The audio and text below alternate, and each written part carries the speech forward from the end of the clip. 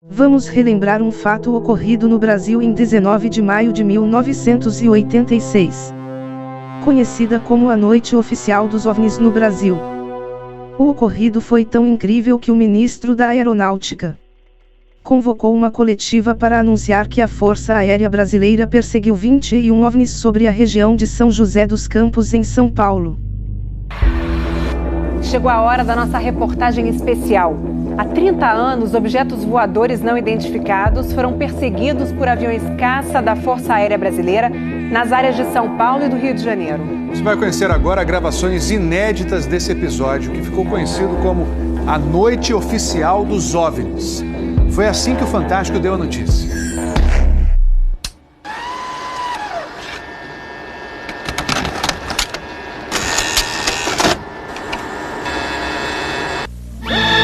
Esta semana, altas autoridades militares do Brasil admitiram publicamente pela primeira vez ter visto objetos voadores não identificados, os OVNIs. O próprio ministro da Aeronáutica, Brigadeiro Moreira Lima, deu a entrevista para informar que pilotos das bases de Santa Cruz, no Rio de Janeiro, e de Anápolis, em Goiás, chegaram até a perseguir e a ser perseguidos pelos objetos voadores não identificados na região de São José dos Campos, sobre o Vale do Paraíba, e trechos do estado do Rio de Janeiro.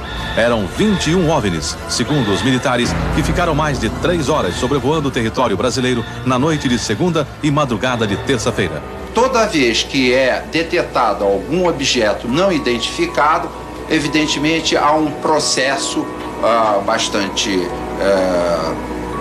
eficiente de verificar se foi alguma aeronave que está voando sem um plano de voo aprovado, etc. Mas quando se comprova que é algo diferente, as aeronaves então são acionadas. O que ocorreu foi que os radares detectaram vários objetos não identificados. Veja agora, minuto a minuto, o que aconteceu naquele 19 de maio. Às 8h30 da noite, um ponto luminoso é avistado pelo controlador de tráfego aéreo na torre do aeroporto de São José dos Campos, São Paulo. Um avião Xingu da Embraer se aproxima para pouso e o controlador pergunta ao comandante: "Você está vendo o ponto luminoso?" O Xingu confirma o avistamento, muda a rota e tenta se aproximar do OVNI.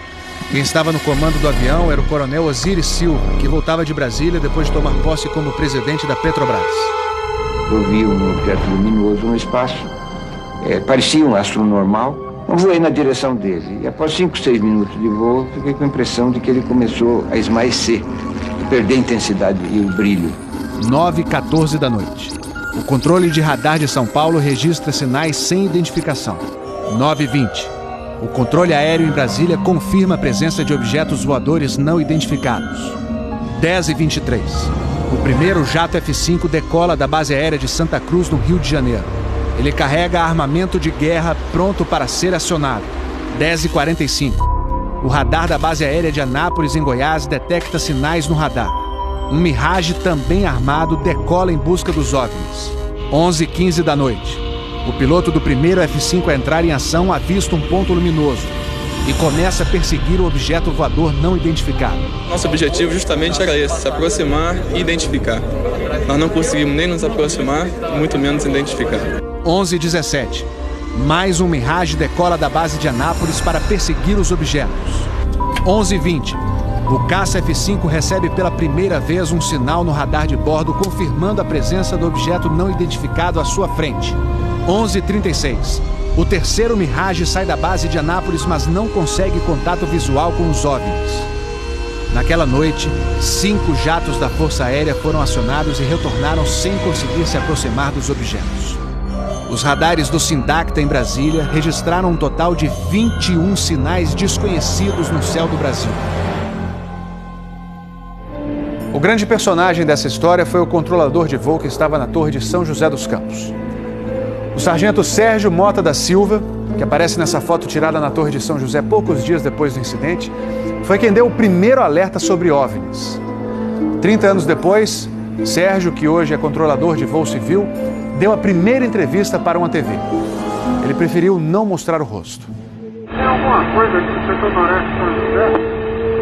Um farolzinho, pô, mas... eu estou olhando bem, o bicho está parado. Quem sobe, quem desce, vai para a esquerda e para a direita. Está paradinho lá. Estou olhando, não é estrela não. É A olho nu parecia um avião. Quando coloquei no binóculo para observar, é que eu vi que ele era extremamente cintilante e multicolorido.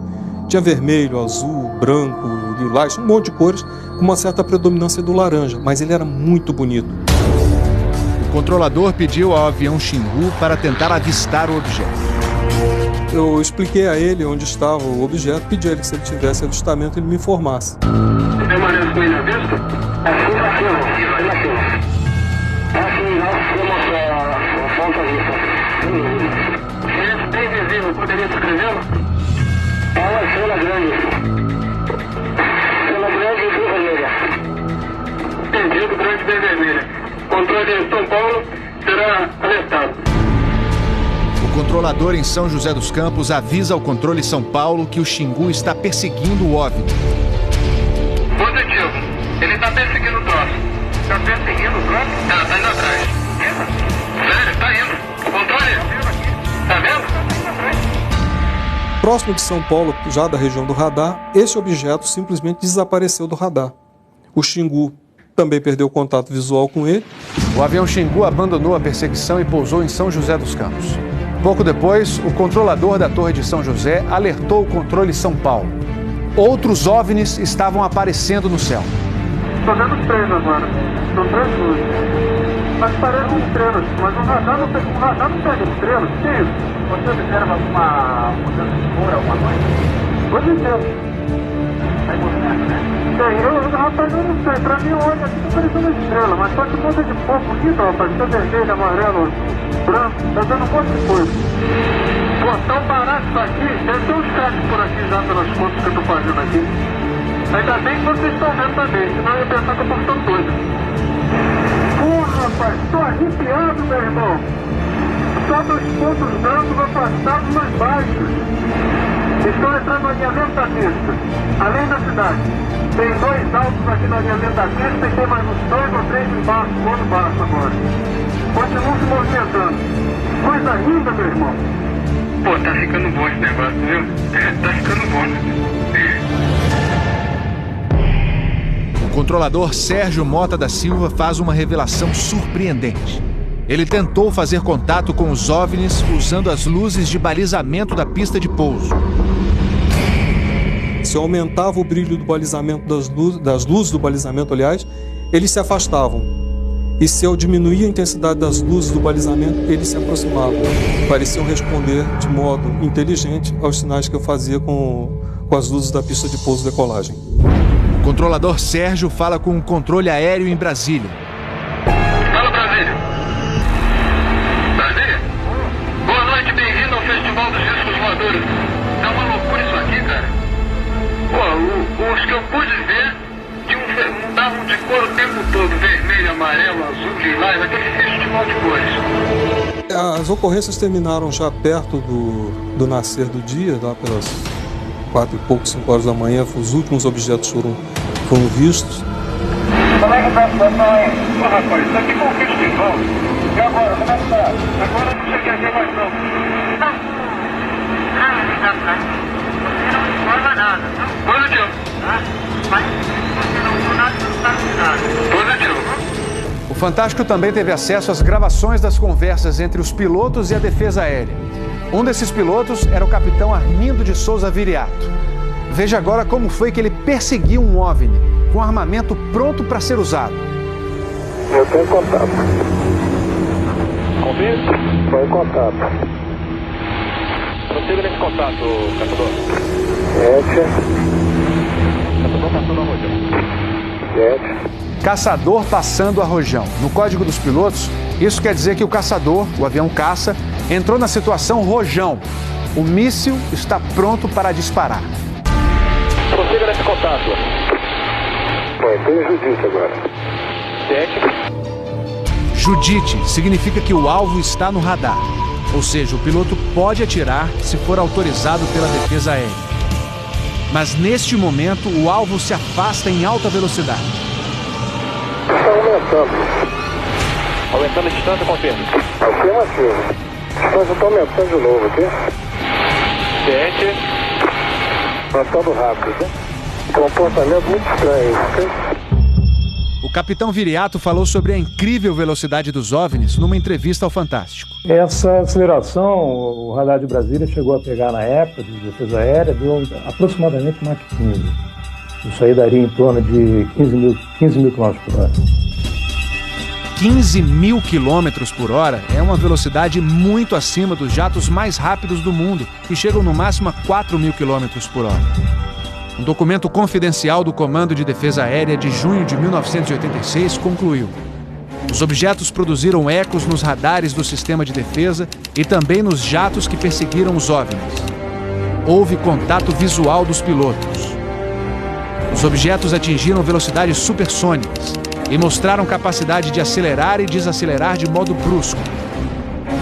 E a principal conclusão do relatório: os fenômenos são sólidos e refletem inteligência pela capacidade de acompanhar e manter distância dos observadores, como também voar informação. Não foi possível identificar a origem dos objetos. Foram esses dois ufólogos, pesquisadores de OVNIs, que conseguiram no Arquivo Nacional em Brasília a liberação gratuita dessas gravações. O fenômeno OVNI é real, existe, e o governo sabe disso, as Forças Armadas sabem disso. Essa documentação sendo exposta para o público permite que as pessoas entendam que isso não é brincadeira. Não tem como a gente falar que seriam naves extraterrestres, né? Eram objetos voadores não identificados. Não podemos dar qual a procedência deles, qual a origem. É alguma coisa inexplicável do nosso ponto de vista tecnológico à época e mesmo ainda hoje.